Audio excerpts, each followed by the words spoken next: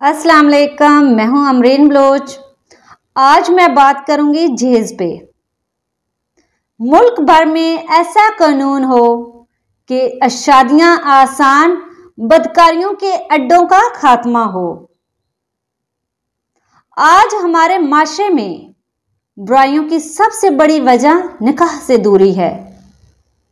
अगर हम माशरे से बदकारियों को मुकम्मल खत्म कर दें, तो निकाह को आम कर दें, शादियों को जहेज जैसी लानत से नापाक कर दें, तो हमारे मुल्क में खुशी की लहर दौड़ेगी। गरीब वालिदैन इसलिए अपने बच्चों की शादी नहीं कर पाते कि उनके पास जहेज नहीं, इतना अथिया नहीं, इतने पैसे नहीं कि वो अपने बच्चों की शादी करें। इसलिए उनके बच्चे बूढ़े हो जाते हैं।